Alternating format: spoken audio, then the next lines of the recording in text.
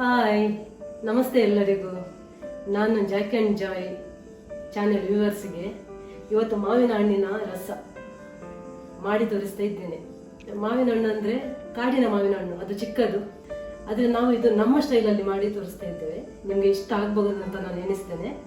ಈಗ ನಾವು ಇದನ್ನು ಶುರು ಮಾಡ್ತಾ ಇದ್ದೇವೆ, ಬನ್ನಿ ನೋಡಿ. ಮೊದಲು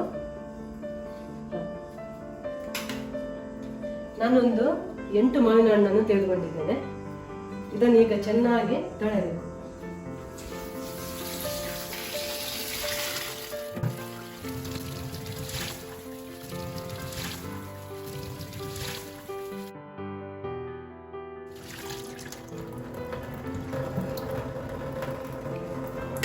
ಇದನ್ನು ತೊಳೆದು ಚೆನ್ನಾಗಿ ತೊಳೆದ ಮೇಲೆ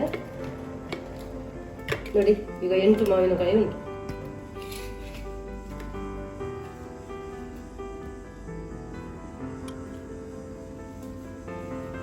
ಈಗ ನಾನು ಇದನ್ನು ಚೆನ್ನಾಗಿ ತೊಳೆದಿದ್ದೇನೆ.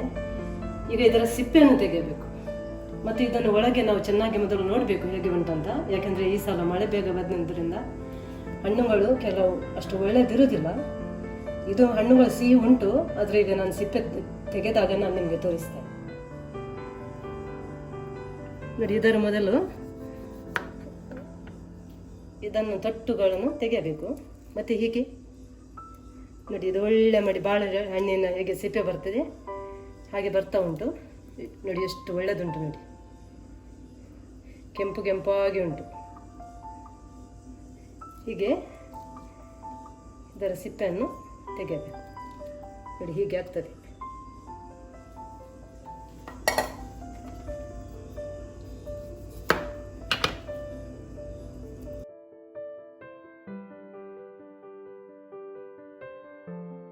ನೋಡಿ, ಈಗ 8 ಮಾವಿನ ಹಣ್ಣು ನಾನು ತೆಗೆದುಕೊಂಡದ್ದು. ಅದರಲ್ಲಿ ಒಂದು ಹಣ್ಣು ಹಾಳು, 7 ಮಾವಿನ ಹಣ್ಣು ಈಗ ನನಗೆ ಸಿಕ್ಕಿದೆ ನೋಡಿ. ಎಷ್ಟು ಕೆಂಪು ಕೆಂಪಾಗಿ ಎಷ್ಟು ಒಳ್ಳೆದುಂಟು. ಹಣ್ಣು ನೋಡುವಾಗಲೇ ತಿನ್ನುವಂಥ ಆಸೆ ಬರ್ತದೆ. ಇದನ್ನು ಸ್ವಲ್ಪ ಉಪ್ಪು, ಅರಸಿನ ಹುಡಿ ಮತ್ತು 1 ಲೋಟ ನೀರನ್ನು ಹಾಕಿ ಒಂದು 5 ನಿಮಿಷ ಸಪೂರ ಉರಿಯಲ್ಲಿ ಬೇಯಿಸಬೇಕು. ಇದು ಸಿಹಿ ಇದ್ದರೆ ಬೆಲ್ಲ ಬೇಡ, ಹುಳಿ ಮಾವಿನ ಹಣ್ಣು ಆದರೆ ಅದಕ್ಕೆ ರುಚಿಗೆ ತಕ್ಕಷ್ಟು ಸ್ವಲ್ಪ ಬೆಲ್ಲವನ್ನು ಸಹ ಹಾಕಬೇಕು. ನಾವು ಇದರ ಸಿಹಿಯನ್ನು ನೋಡಿ ಬೆಲ್ಲ ಹಾಕ್ತೇವೆ ಅಷ್ಟೇ. ಯಾಕೆಂದರೆ ಬೆಲ್ಲ ಅಂದರೆ ಕೆಲವರಿಗೆ ಇಷ್ಟ ಆಗುವುದಿಲ್ಲ. ಅದಕ್ಕೋಸ್ಕರ ಅವರವರ ಇಷ್ಟಕ್ಕೆ ಅನುಗುಣವಾಗಿ ಇದನ್ನು ನೀವು ಮಾಡಬಹುದು. ಈಗ ಇದನ್ನು ಬೇಯಿಸಲಿಕ್ಕೆ ಇಡ್ಲಿಕ್ಕೆ ಉಂಟು. ಅದರ ಮೊದಲು ನಾನು ನಿಮಗೆ ಇದರ ಮಸಾಲೆ ಅಂತ ನಾನು ತೋರಿಸ್ತೇನೆ. ಈಗ ಮಸಾಲಕ್ಕೆ ಒಂದು 10-12 ಬ್ಯಾಡಗಿ ಮೆಣಸಿನ ಕೆಂಪು ಮೆಣಸು. ಯಾಕೆಂದರೆ ಇದು ಖಾರ ಇಲ್ಲ. ಕೆಲವು ಮೆಣಸಿನಕಾಯಿ ತುಂಬ ಖಾರ ಇರ್ತದೆ, ಇದು ಅಷ್ಟು ಖಾರ ಇಲ್ಲ. ಅದರಿಂದ ನಾನು 12 ತೆಗೆದುಕೊಂಡಿದ್ದೇನೆ. ಯಾರ ಹತ್ರ ಖಾರ ಮೆಣಸಿನಕಾಯಿ ಉಂಟು ಅವರು ಸ್ವಲ್ಪ ಕಮ್ಮಿ ತೆಗೆದುಕೊಳ್ಬೋದು. 2 ಟೀ ಸ್ಪೂನು ಕೊತ್ತಂಬರಿ ಬೀಜ, 1 ಟೀ ಸ್ಪೂನು ಜೀರಿಗೆ. ಇಷ್ಟು ಖಾಲಿ 3 ಇಂಗ್ರೀಡಿಯೆಂಟ್ಸ್ ಮಸಾಲ ಮಾಡಲಿಕ್ಕೆ. ಸ್ವಲ್ಪ ನೀರು ಹಾಕಿ ಅದನ್ನು ಗ್ರೈಂಡ್ ಮಾಡುವುದು. ಮತ್ತು 2 ಎಸಳು ಕರಿಬೇವಿನ ಸೊಪ್ಪು, ಒಂದು 4-5 ಬೆಳ್ಳುಳ್ಳಿ ಬೀಜ. ಈಗ ನಾನು ಇದನ್ನು ಮಸಾಲ ಮಾಡಲಿಕ್ಕೆ ಮಿಕ್ಸರ್ಗೆ ಹಾಕ್ತಾ ಇದ್ದೇನೆ. ಇದನ್ನು ಚಟ್ನಿ ಮಿಕ್ಸರಲ್ಲಿ ಹಾಕ್ಬೋದು ನೀವು. ಇದಕ್ಕೆ ದೊಡ್ಡ ಮಿಕ್ಸರ್ ಬೇಕಂತ ಇಲ್ಲ. ಚಟ್ನಿ ಮಿಕ್ಸರ್ ಉಂಟಲ್ಲ, ಅದರಲ್ಲಿ ನೀವು ಹಾಕಿ ನೀವು ಚಟ್ನಿ ಹಾಗೆ ಮಾಡ್ಬೋದು. ಅದನ್ನು ನೋಡಿ, ಸ್ವಲ್ಪ ನೀರು,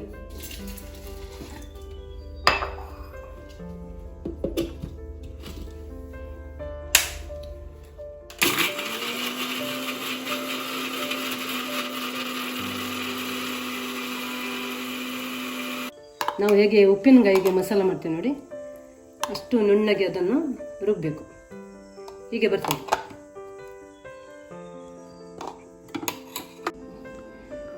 ಈಗ ನಾನು ಒಂದು ದಪ್ಪವಾದ ಅಲ್ಯೂಮಿನಿಯಂ ಬಾಣಲೆಯನ್ನು ತೆಗೆದುಕೊಳ್ತಾ ಇದ್ದೇನೆ. ಈ ಬಾಣಲೆಯಲ್ಲಿ ಆಗ ಸಿಪ್ಪೆ ತೆಗೆದ 7 ಹಣ್ಣುಗಳನ್ನು ಅದರಲ್ಲಿ ಹಾಕಿ ಸ್ವಲ್ಪ ಉಪ್ಪು,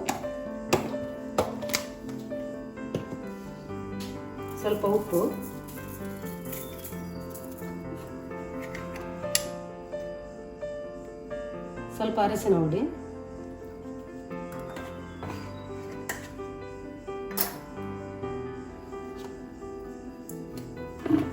ಚಿಕ್ಕದಾದ ಒಂದು ತುಂಡು ಬೆಲ್ಲ,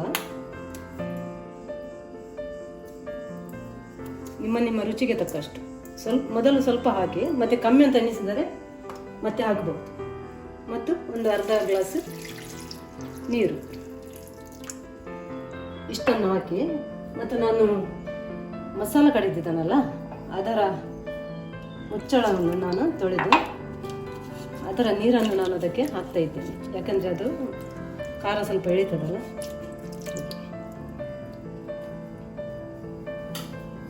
ಈಗ ನಾನು ಗ್ಯಾಸನ್ನು ಹತ್ತಿಸಿ ಗ್ಯಾಸನ್ನು ಆನ್ ಮಾಡಿ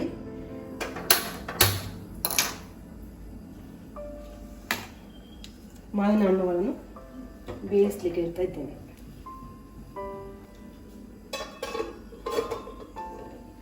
ನಾನು ಮಾವಿನ ಹಣ್ಣುಗಳನ್ನು ಬೇಯಿಸಲಿಕ್ಕೆ ಇಟ್ಟಿದ್ದೇನೆ.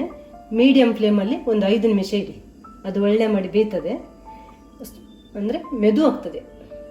ಆಗ ಮಸಾಲ ಹಾಕುವಾಗ ಅದಕ್ಕೆ ಒಳ್ಳೆಯ ರೀತಿ ಎಳೆದುಕೊಳ್ತದೆ. ನೋಡಿ, ಈಗ ನಾವು ಬೇಯಿಸಲಿಕ್ಕೆ ಇಟ್ಟು 5 ನಿಮಿಷ ಆಯಿತು. ನೋಡಿ, ಈಗ ಮೀಡಿಯಂ ಫ್ಲೇಮ್ನಲ್ಲಿ ಇದನ್ನು ನಾವು ಬೇಯಿಸಿದ್ದೇವೆ. ಉಪ್ಪು ಮತ್ತು ಬೆಲ್ಲ ಹಾಕಿ ಅರಸಿನ ಹುಡಿ ಹಾಕಿ ಬೇಯಿಸಿದ್ದೇವೆ. ಬೆಲ್ಲವನ್ನು ಸ್ವಲ್ಪ ಜಾಸ್ತಿ ಇದಕ್ಕೆ ಬೇಕು ಈಗ, ಯಾಕೆಂದರೆ ನಾವು ಮಸಾಲಕ್ಕೆ ತೆಂಗಿನಕಾಯಿ ಹಾಕೋದಿಲ್ಲ, ಖಾಲಿ ಅದು ಮಸಾಲ ಮೆಣಸಿನಕಾಯಿ ಇರೋದ್ರಿಂದ ಮತ್ತು ಸಾಂಬಾರು ಇರೋದರಿಂದ ಇದಕ್ಕೆ ಬೆಲ್ಲ ಬೇಕಾಗ್ತದೆ. ನಿಮ್ಮ ರುಚಿಗೆ ತಕ್ಕಷ್ಟು ನೋಡಿ ನೀವು ಹಾಕಿ. ಈಗ ನಾನು ಮಸಾಲವನ್ನು ಆ್ಯಡ್ ಮಾಡ್ತಾ ಇದ್ದೇನೆ.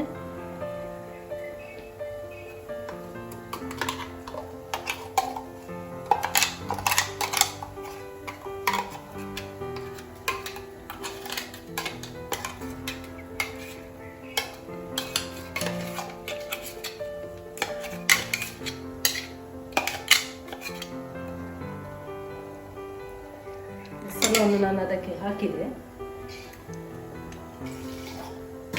ಈಗ ಸ್ವಲ್ಪ ನೀರು, ಮಿಕ್ಸರನ್ನು ತೊಳೆದು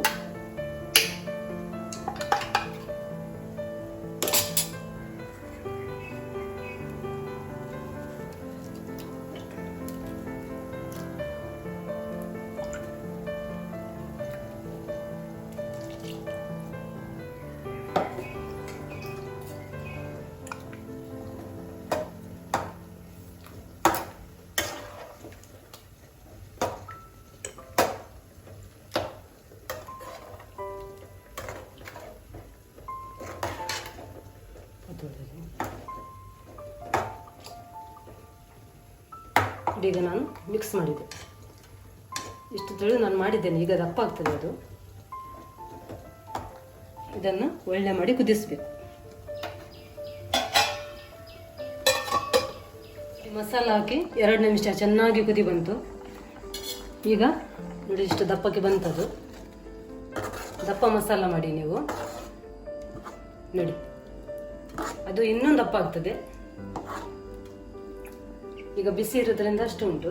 ತಣ್ಣಗಾದ ಮೇಲೆ ಇನ್ನೊಂದು ದಪ್ಪ. ಈಗ ಇದಕ್ಕೆ ನಾವು ಒಗ್ಗರಣೆಗೆ ರೆಡಿ ಮಾಡ್ತಾ ಇದ್ದೇವೆ. ಒಗ್ಗರಣೆಗೆ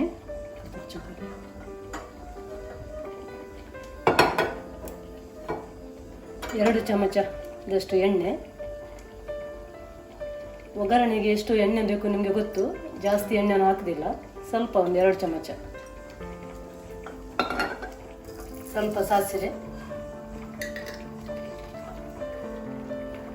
ಜಜ್ಜಿದ ಬೆಳ್ಳುಳ್ಳಿ ಬೀಜ 4-5,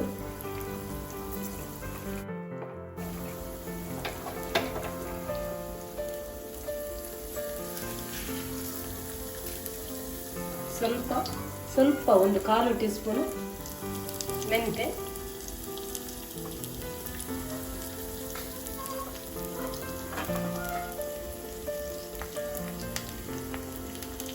ಸಾಸಿವೆ ಸಿಡಿದ ಮೇಲೆ ಒಂದು 2 ಎಸಳು ಕರಿಬೇವಿನ ಸೊಪ್ಪು.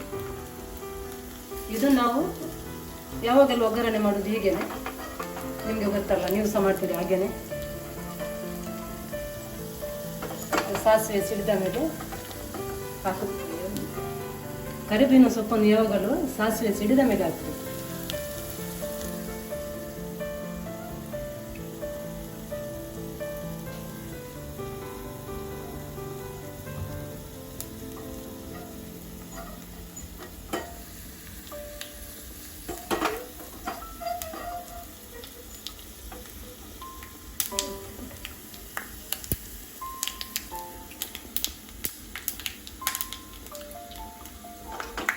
ಈಗ ಗ್ಯಾಸನ್ನು ಆಫ್ ಮಾಡಿ ಕರಿಬೇವಿನ ಸೊಪ್ಪನ್ನು ಇದಕ್ಕೆ ಹಾಕಿ.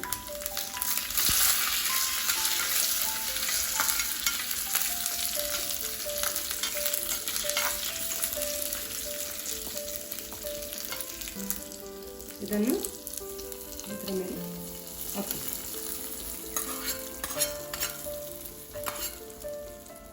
ಇದು ನಮ್ಮ ಸ್ಟೈಲ್, ನಾವೇ ಮಾಡೋದು, ನಮಗೆ ಗೊತ್ತಿದ್ದ ಹಾಗೆ. ನಿಮಗೆ ಇಷ್ಟ ಆಗ್ಬೋದು ಅಂತ ನಾವು ಎನಿಸ್ತೇವೆ. ಇಷ್ಟ ಆದರೆ ಒಂದು ಲೈಕ್ ಮಾಡಿ, ಶೇರ್ ಮಾಡಿ, ಸಬ್ಸ್ಕ್ರೈಬ್ ಮಾಡಿ ಮತ್ತು ನಮ್ಮ ವಿಡಿಯೋವನ್ನು ಬೆಂಬಲಿಸಿ. ನಿಮಗೆಲ್ಲರಿಗೂ ಧನ್ಯವಾದಗಳು.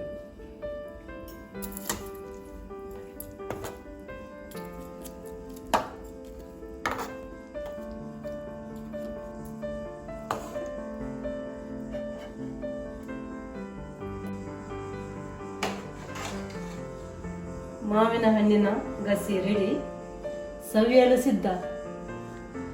ಉಪ್ಪು, ಖಾರ, ಹುಳಿ ಎಲ್ಲವೂ ಅದರಲ್ಲಿದೆ. ತೆಂಗಿನಕಾಯಿ ಹಾಕದೇನೆ ಈ ರೆಸಿಪಿ.